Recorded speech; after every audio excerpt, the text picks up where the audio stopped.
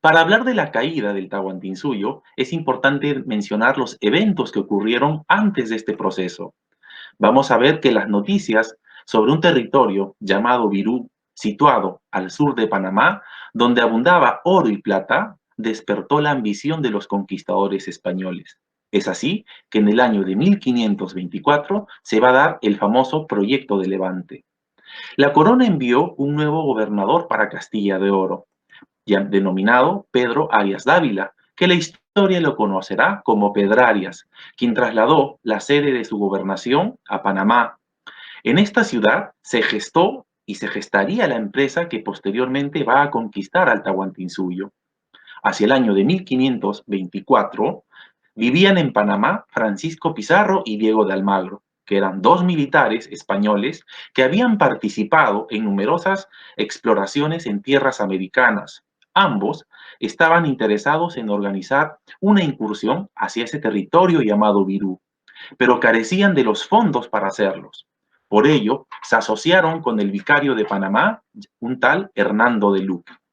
Los personajes pasarían a ser parte de la historia como los socios de la conquista. Según el contrato, se estableció que Pizarro se encargaría de la dirección de las huestes, Almagro de la provisión de hombres y de alimentos y Luque de los fondos económicos. Las ganancias obtenidas se debían repartir en partes iguales, ¿no? Eso ya lo vimos precisamente en la clase pasada. Para hablar de los viajes de Pizarro, es necesario entender que tuvieron como propósito la conquista y la colonización del Perú, entonces gobernada por el Imperio Inca. Los dos primeros viajes, que tuvieron lugar en 1524 y 1526 respectivamente, acabaron en fracaso. El tercero, que comenzó en 1531, logró su propósito de derrotar a los incas. Las expediciones al Perú se prolongaron durante 9 años. La última acabó con la derrota del Imperio Inca y con la ejecución de Atahualpa. Los españoles pudieron continuar la conquista sin encontrar mucha resistencia. Primer viaje de Pizarro. Este se va a dar entre el año de 1524 y 1525. Los tres socios organizaron afanosamente la expedición al mítico imperio del oro y la plata. Es así que parten de Panamá el 13 de septiembre de 1524 en un barco llamado Santiago, llevando 100 hombres, indios de Centroamérica y perros de guerra. Los expedicionarios, ¿no?, fueron por los siguientes lugares. Partieron de Panamá, que era el principal sitio y ciudad de aquel entonces, ¿correcto? De allí pasaron a la isla de las Perlas, de allí a la ciudad y puerto de Chochama. Puerto Piñas sería el siguiente punto, llamado así por la abundancia de esta fruta en las tierras de altas montañas. También llevaron a un lugar denominado Puerto del Hambre, donde padecieron la falta de alimentos, por lo que se vieron obligados a comer palmitos, mariscos y raíces. Esto les ocasionó intensos dolores de estómago y la muerte de alrededor de 30 españoles. Auxiliados después por el soldado Montenegro, que trajo maíz y algunos cerdos de la isla de Perlas, prosiguieron el viaje tocando el puerto de Candelaria, que más adelante se denominará el Pueblo Quemado. Finalmente, estando aquí, arribaron al fortín del Cacique de las Piedras, quien dominaba este sector, siendo atacados sorpresivamente en medio del bullicio infernal. Es en esta acción que el capitán recibe heridas, ¿no?, 7 heridas de flecha, por lo que optaron presurosamente a reembarcarse y retomar, por exigencia de los soldados, a Chochama, cerca de Panamá. Por su parte, Almagro, que había quedado en Panamá, salió en busca de Pizarro en el barco denominado San Cristóbal, llevando alimentos y refuerzos. En alta mar se cruzó con este y siguió de largo. Desembarcó en el fortín del Cacique de las Piedras, ¿no?, donde luego de un violento combate llevaron la peor parte los españoles. En el encuentro, al acercarse a la empalizada del enemigo, Almagro recibió una flecha en el ojo. Como resultado, quedó tuerto. Enfurecido este, mandó incendiar el fortín, rebautizándose desde entonces el lugar como Pueblo Quemado. El último punto que tocaron fue un río al cual lo denominaron Río San Juan porque llegaron aquí un 24 de junio de 1525. Al no encontrar Almagro rastro de Pizarro, decidió volver a Chochama, donde se abrazaron los dos socios, cubiertos sus cuerpos con heridas. Este primer viaje, entonces, fue definitivamente un fracaso. El segundo viaje de Pizarro, que se va a dar entre el año 1526 y 1528. Pero es importante anotar que 2 años después de este primer viaje se realizan los primeros preparativos y ocurren estos tres hechos. El primero, Pedrarias, nombra a Almagro como capitán adjunto de la expedición, lo que disgustó notablemente a Pizarro y sembró la desconfianza entre los dos socios. En segundo lugar, la firma del Tratado de Panamá el 1 de marzo de 1526, que en realidad era la formalización del contrato verbal que se hizo anteriormente. Y en tercer lugar, el reemplazo de Pedrarias en la gobernación de Panamá por Pedro de los Ríos, otra ambiciosa autoridad que participó en esta empresa descubridora. Esta vez viajaron juntos los dos socios. Vamos a ver un poco el itinerario de lo que aquí ocurrió. Parten de Panamá, ¿no?, principal ciudad, el 10 de marzo de 1526 en dos embarcaciones y 160 hombres. Los lugares aquí vamos a ver que van a tener la partida en Panamá, posteriormente llegarán a la desembocadura del río San Juan, llegarán hacia la isla del Gallo, una primera vez, a la bahía de San Mateo, a la zona denominada Coaque en el actual Ecuador, y nuevamente a la famosa Isla del Gallo, por segunda vez, donde aquí se va a dar un acontecimiento histórico importante, o como lo conocemos en historia, el famoso incidente. Veamos de qué se trata. Estando aquí en la Isla del Gallo, encontraron que Almagro debía viajar a Panamá para traer refuerzos. Los soldados que acompañaron a este viaje estaban descontentos y aprovecharon para enviar una carta relatando los infinitos padecimientos y muertes que tenían los españoles. Informado el gobernador de esta delicada situación, se opuso a dar toda ayuda. Antes bien, envió al capitán Juan Tafur para que trajera de regreso a los que se estaban quejando. Una vez estando en la isla del Gallo, que lo podemos ubicar en este sector, aquel hizo conocer su misión. Pizarro, alertado por la carta de su socio y en un gesto de heroicidad, se opuso al regreso y desenvainó su espada. Trazó en el arenal de la playa una raya que al tiempo decía esta frase célebre: por este lado, señalando hacia el norte, se va a Panamá a ser pobres. Por este otro lado, señalando al sur, al Perú a ser ricos. Escoja el que fuera buen castellano, lo que más bien le estuviere. En medio del silencio y la expectativa, él fue el primero en cruzar la raya, Francisco Pizarro.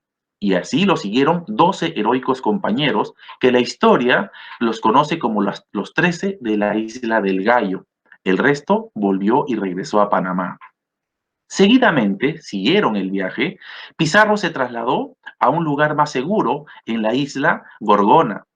Luego de 6 meses de abandono y soledad y víctimas del hambre, las lluvias, mosquitos y fiebres avistaron una embarcación que se acercaba. Era el piloto Bartolomé Ruiz. Esta circunstancia les permitió seguir navegando con rumbo al sur hasta llegar a la bahía de Tumbes. Aquí los habitantes del lugar los rodearon con sus balsas, ofreciéndoles frutas, licor de maíz y llamas. Luego recorrieron la embarcación y le invitaron a desembarcar a conocer la ciudad. Entusiasmados, los expedicionarios siguieron navegando por la costa de Gran Chimú, muy cerca a la gran ciudadela de Chanchan. Por último, arribaron a la desembocadura del río Santa. Allí resolvieron dar la vuelta a la noticia, seguros de haber descubierto ya el Tahuantinsuyo, llevando consigo un rico botín de oro. El informe de Pizarro en Panamá causó mucho revuelo entre los incrédulos habitantes y los desertores que estuvieron en la isla del Gallo. Muchos de ellos maldecían la hora en la que habían abandonado esta empresa. El oro, la plata, los cántaros y las llamas despertaron la codicia. Todos, ¿no?, que estaban en las ciudades, en las calles, hablaban del Perú y de sus grandes riquezas. Entonces, retornaron a Panamá con esta noticia de haber descubierto el famoso imperio del Virú o del Tahuantinsuyo. Veamos un poco lo que será la capitulación de Toledo y luego el tercer viaje. Los tres socios decidieron preparar el tercer y definitivo viaje, pero el gobernador Pedro de los Ríos, alegando que todo lo relatado era una fantasía y mentira y temiendo que su gobernación fuera despoblada, se opuso tenazmente a esta salida. Por ello, los tres socios decidieron recurrir al rey de España, convirtiendo la empresa particular ya en una empresa oficial. La persona designada para la gestión fue iniciativa de Almagro, precisamente, nombrando a él a Francisco Pizarro. En cumplimiento de este acuerdo, Pizarro viajó a España en septiembre de 1528, llevando consigo 3 indios, 6 auquénidos, cerámicas, tejidos de oro y plata, para mostrarles al emperador. En la corte, relató al rey Carlos V de España y a sus consejeros, a su corte, los descubrimientos y hallazgos, exhibiendo pruebas contundentes y animándolos a apoyar su empresa. Como consecuencia de ello, se firmó la capitulación de Toledo el 26 de julio de 1529. Las principales cláusulas, que se van a establecer en este documento son los siguientes. Aquí los tenemos las principales. Número 1, la autorización para fundar y conquistar ciudades en el Perú, desde la zona del río Temumpaya, actual río Santiago, en Ecuador, hasta la provincia de Chincha, en una extensión de 200 leguas.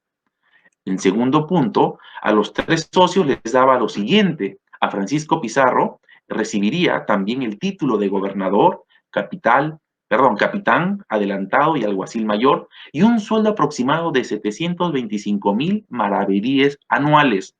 A Diego de Almagro le hizo hidalgo, gobernador de la fortaleza de Tumbes, y un sueldo de 300,000 maravedíes al año. A Hernando de Luque lo nombra obispo de Tumbes y protector de los indios del Perú con un sueldo de solo 1,000 ducados anuales. En tercer aspecto, tenemos que los 13 de la Isla del Gallo que acompañaron a Pizarro fueron declarados hidalgos, ¿no? Y a los que ya lo eran, los nombraron caballeros de la Espuela Dorada. El cuarto punto era, por otro lado, que los conquistadores quedaban facultados para otorgar tierras, encontrar indios para los españoles y el derecho a introducir esclavos. Finalmente, se estableció que la corona tendría el derecho a participar de la quinta parte de todos los tesoros hallados y encontrados aquí en el Perú. Concluido este pacto, Francisco Pizarro viajó a su ciudad natal, Trujillo de Extremadura, en España, a visitar a sus parientes. Allí encontró a sus hermanos, Hernando Pizarro, Juan Gonzalo Pizarro y su medio hermano Martín de Alcántara, quienes se enrolaron en esta expedición. En 1530, después de 1 año y 3 meses de gestión en España, se embarcó con rumbo a Panamá. Aquí fue recibido con disgusto y resentimiento por su socio Almagro, por cuanto Pizarro había obtenido lo mejor para sí. Esta desventaja se ahondó por la actitud altanera y poco amistosa de Hernando Pizarro, por lo que la empresa estuvo a punto de arruinarse, salvándose por la intervención apaciguadora de Hernando de Luque, que calmó los ánimos. Veamos un poco lo que son los preparativos para este último viaje. Pizarro partió de Panamá en enero de 1531 en 3 barcos, 250 hombres de infantería, 37 caballos, auxiliares indígenas y, y algunos esclavos negros. Ellos precisamente salieron de Panamá, principal ciudad, repito nuevamente, desde donde salen todos los viajes de Pizarro, arribaron inicialmente a a la bahía de San Mateo, en donde unos avanzaron a pie por la zona continental, otros lo seguirían por mar, por la actual costa de Colombia, hasta llegar a la isla de Puná. En Coaque se apropiaron de oro, plata, esmeraldas y perlas permaneciendo así 6 meses en el lugar, donde fueron atacados por una enfermedad, la verruga, que les desfiguraba el rostro y les tullía el cuerpo, aparte de producir muchas muertes. En esas circunstancias, recibió el socorro de un personaje en la isla Puná de la isla Puná, perdón, llamado Tumbalá, quien no solo le ofreció alimentos para los hambrientos soldados, sino también lo invitó a desembarcar en la isla. La ayuda no era sincera. Los nativos se habían dado cuenta de que los españoles eran sus enemigos, porque empezaron a abusar de ellos, por lo que tomaron y pensaron en ahogarlos en el mismo instante que deberían ser conducidos en sus balsas de madera. La estrategia no resultó, sin embargo, los isleños atacaron a los españoles, produciéndose una gran matanza de indígenas y resultado muerto Tumbalá. En esos mismos momentos llegaban dos barcos al mando de Hernando de Soto, lo que facilitó aplastar el alzamiento. Después de la sangrienta batalla de Puná, los españoles decidieron pasar a Tumbes, ¿sí? Con la ayuda del cacique de esta ciudad llamado Chilimasa.